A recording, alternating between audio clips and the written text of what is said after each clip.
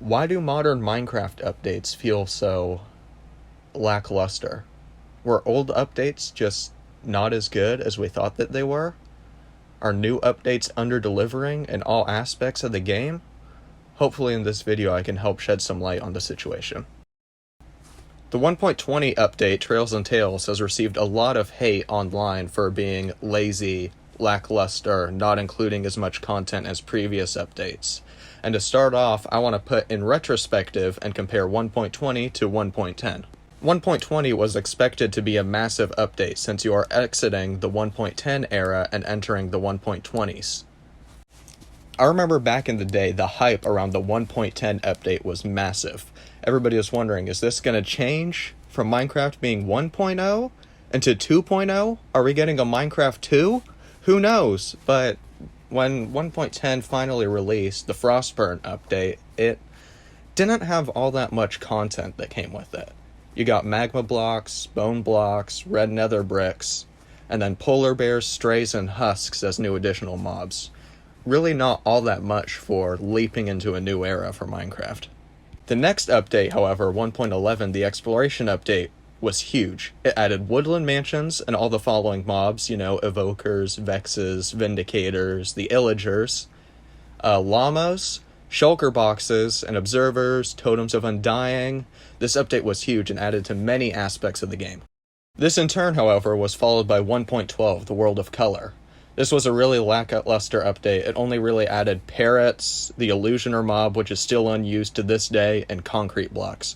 So great for building, but not really useful for anything else. I think the main reason people view modern updates as lackluster is because of the era between 1.13 and 1.16. These updates were absolutely massive and changed so many aspects of the game. 1.13, or Update Aquatic, entirely changed how Minecraft's oceans work and generate. You got new mobs such as the dolphins, fish, drowns, and turtles swimming in the water. You could explore coral reefs and obtain the various blocks from there. The new generated structures were the buried treasure, shipwrecks, ocean ruins, and coral reefs. So we got 4 new generated structures in this update. I mean, that is if you count the coral reef as a structure, which technically it's a biome, I think? I don't know. No, it's a structure that generates in the warm ocean biome. Yeah, not really a structure, still, I'm gonna include it. The trident, dropped by the new drowned mobs, was a new weapon added to the game, which was also huge. We hadn't gotten a new weapon in quite a while. So, why was this update so good? I think to be considered a good update, it has to have 3 things that it adds to: combat, exploration, and building. Those are the 3 main pillars of the game, and each update that is considered good adds majorly to those pillars. Next, let's take a look at 1.14, the Village and Pillage update. This added the Pillagers, Ravagers, Raids, and the Crossbow in the combat retrospective. Pillager outposts, brand new village generation, pandas, sweetberries, and bamboo were the updates added to the exploration pillar. And finally building, with new scaffolding blocks, signs depending on the wood variant used, utility blocks like the blast furnace, barrel, campfire. Those were all welcome additions. This is also considered a good update by most of the community because it added major features to the 3 pillars. 2019, however, when the Village and Pillage update was released, was when Mojang started to do 2 updates a year. One major one, usually during the summer, and then a second update with more minor features in the wintertime. This was the first time this has happened, so 1.15, the Buzzy Bees update, was not well received by the community. It was just basically you had your bees, and you had your beehives, and you had your honeycombs and stuff like that. Like, there wasn't all that much, and compared to the update that had come out months prior, it just didn't compare in the slightest. But this update was forgiven because we realized, hey, we just got the Village and Pillage update earlier this year. It's fine. We can wait till next year for something major. And wait for something major we did. On June 23rd, 2020, the Nether update released, which is considered by many, including me, to be the best update ever added to Minecraft. The Nether dimension was entirely redone, with 4 new biomes to explore and many new foes to face. We had 2 new wood sets with the Warped and the Crimson fungus woods. There was the basalt deltas, which added the basalt blocks, crying obsidian, lodestone, soulfire, which blue fire had been asked for by the community for quite some time. The new generated structure, the Piglin Bastion, was also found in the Nether, as well as ruined portals, which were also found in the overworld, and a new overworld generated structure is always a welcome addition to the game. Piglins were a new hostile mob added, and it gave another use to gold so that you could trade with them or make golden armor in order to avoid being attacked. The three main pillars I keep talking about, combat, exploration, and building, all had major additions added to them, whether that be combat with the piglins, the hoglins, exploration had the entirely revamped nether, the new generated structures to explore, and with the building you had the soulfire, the new wood sets, basalt, blackstone, crying obsidian, just tons of new features all around.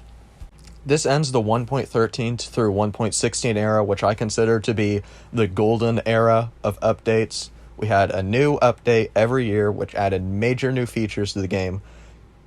Constant new things to explore and to play around with. It was great. But then, after the Nether update, 4 months later in October 2020, the long-awaited Cave update was revealed. Unfortunately, I believe this to be the start of the dark times. The update trailer was greeted overwhelmingly positively with all the new features it showcased. Like, my favorite was the Warden. It was so scary at the time, it seemed unreal for something like that to be added into Minecraft. You know, the PG, super friendly, kids game owned by Microsoft. No, yeah, we're gonna add a giant monster that can one-shot you just for the fun of it.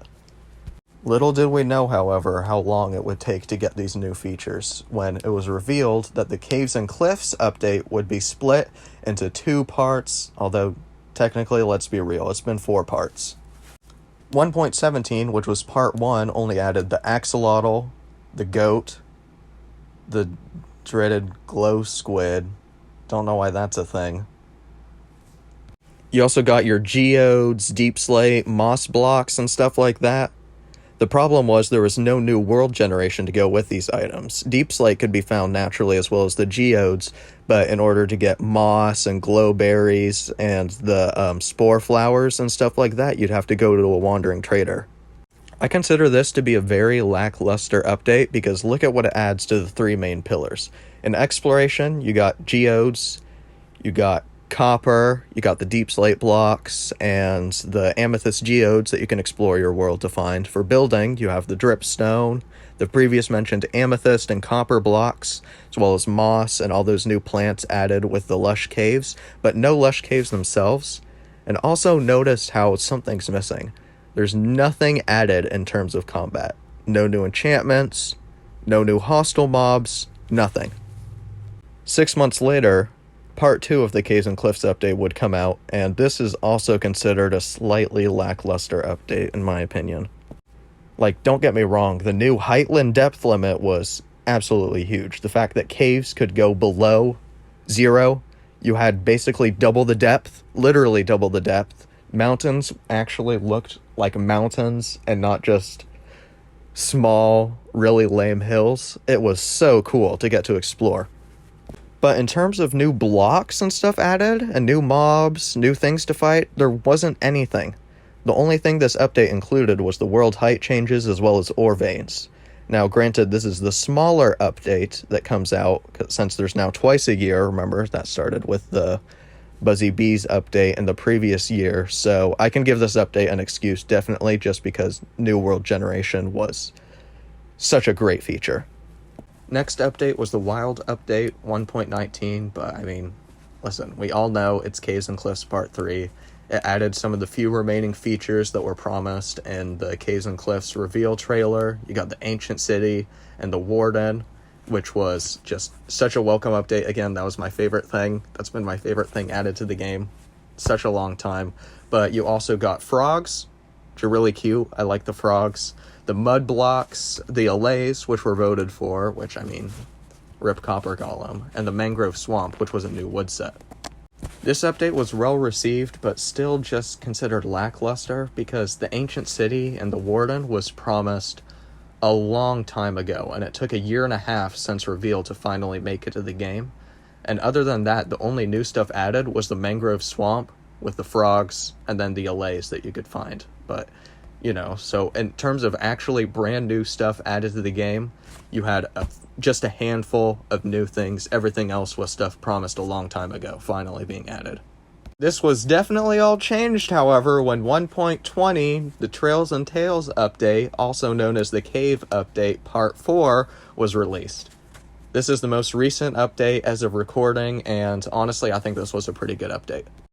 You got Archaeology, which was revealed 2 years ago, finally added, but remember, Mojang says stuff shown in a reveal trailer isn't a promise, it's being added to the game. That's the point of a reveal. I might make a whole video on that, we'll see. Just let me know if you would like that.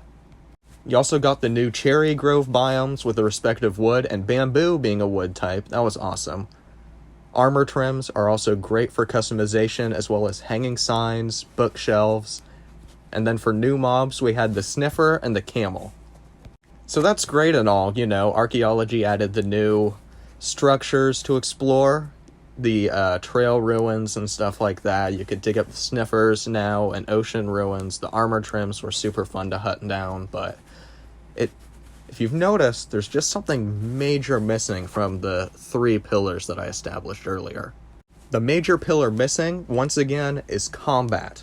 So I'm not going to include armor trim since it's just customization and doesn't actually add any buffs or debuffs to the armor.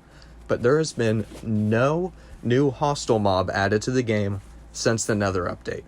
But I know you're going to say the Warden. I don't count the Warden because Mojang themselves have said that they don't want it to be treated as something you fight. It's like a natural disaster. They want you to run away from it if you encounter it. So has the lack of combat for 3 years now been the reason updates have not felt all that great? Or has it truly been that the amount of stuff added in each update has been decreasing?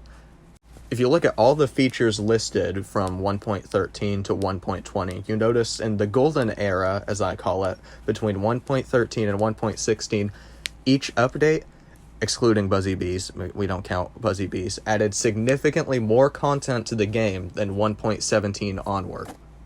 Now what I hope the reason for this is that the cave update was just a massive undertaking for the staff there, and it took forever to get the features working. I know that the world height was increased. That wasn't promised, but it's awesome that we got it. I know that probably gave them a lot of trouble.